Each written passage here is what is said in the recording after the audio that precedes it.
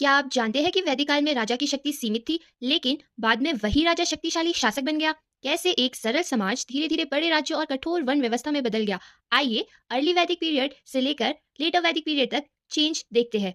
वैदिक काल भारतीय इतिहास का वह युग है जिसमें वेदों की रचना हुई और इस काल की जानकारी मुख्य रूप से वैदिक लिटरेचर से मिलती है। वैदिक काल को दो पार्ट्स में डिवाइड किया गया है। पहला है अर्ली वैदिक पीरियड और दूसरा है लेटर वैदिक पीरियड। अर्ली वैदिक का टाइम पीरियड स्टार्ट होता है 1500 से लेकर 1000 बीसी तक और लेटर वैदिक पीरियड का टाइम पीरियड स्टार्ट होता है 1000 बीसी से 600 बीसी तक।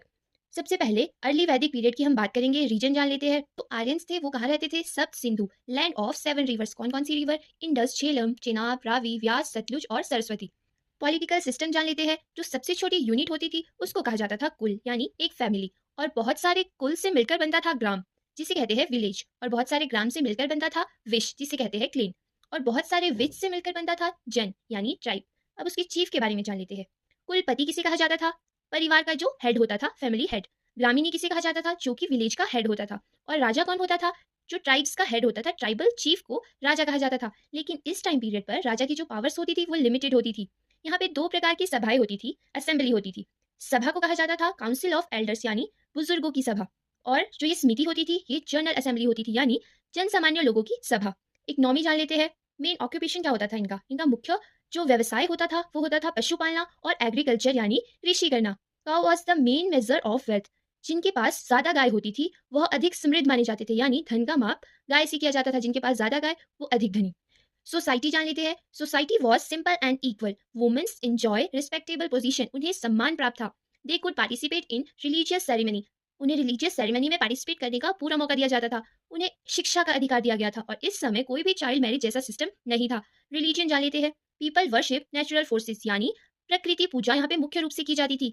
यहाँ पे किसकी, कौन से देवताओं की पूजा की जाती थी? इंद्रदेव, इसे वर्षा और युद्ध का देवता माना जाता था। सूर्य देव, वरुण देव और वायुदेव ये मुख्य देवता थे जिनकी यहाँ पे पूजा की जाती थी। यज्ञ का यहाँ पे विशेष महत्व था। अब जान लेते हैं लेटर वैदिक पीरियड। रीजन आर्यन एक्सपेंडेड इन गंगा यमुना प्लेन्स, यानी इस काल में अब आर्यंस गंगा यमुना के मैदानों तक फैल गए थे। पॉलिटिकल चेंजेस, क्या क्या चेंजेस हुए? जो स्मॉल ट्राइब्स थे वो अब बड़े राज्यों में बदल गए, लार्ज किंगडम्स में बदल गए। और जो किंग की पावर थी वो भी बहुत बढ़ गई, यानी वो अधिक शक्तिशाली हो गए। हेरिडेटरी मोनार्की डेवलपमेंट, यानी वंशानुगत राजतंत्र विकसित हुआ। इंपॉर्टेंट किंगडम्स जान लेते हैं। कुरु, पंचाल, कौशल और काशी। इकोनॉमिक चेंजेस क्या क्या हुए? यहाँ पे लोहे की टेक्नोलॉजी इंट्रोड्यूस हुई, लोहे का यूज ज्यादा होने लगा। एग्रीकल्चर एक्सपेंड, यानी कृषि और अधिक बढ़ गई, इसका विस्तार हुआ। ट्रेड एंड कॉमर्स इंक्रीज, व्यापार भी इस टाइम पीरियड पर बढ़ने लगा। आयरन वॉज नोन एज शाम अयस, आयरन को शाम अयस कहा जाता था। Black metal. सोशल चेंजेस जान लेते हैं। वर्ना सिस्टम वॉज मोर रिजिड, यानी वर्ण व्यवस्था मजबूत हुई।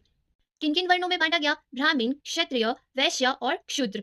जो पोजीशन है महिलाओं की वो धीरे धीरे अब कम होने लगी। रिलीजियस चेंजेस क्या क्या हुए? Ritual and sacrifice became more elaborate. Priest gain more importance, यानी पुरोहितों को अब ज्यादा महत्व दिया जाने लगा। कॉम्प्लेक्स सेरेमनी इंक्रीज, कर्म कांडों में वृद्धि हुई। और इसका रिएक्शन क्या हुआ? डेवलपमेंट ऑफ फिलोसफी एंड उपनिषद, उपनिषद का विकास हुआ। अगर आपको ये वीडियो इन्फॉर्मेटिव लगी तो इस वीडियो को लाइक करें, शेयर करें। मिलते हैं पार्ट 2 में।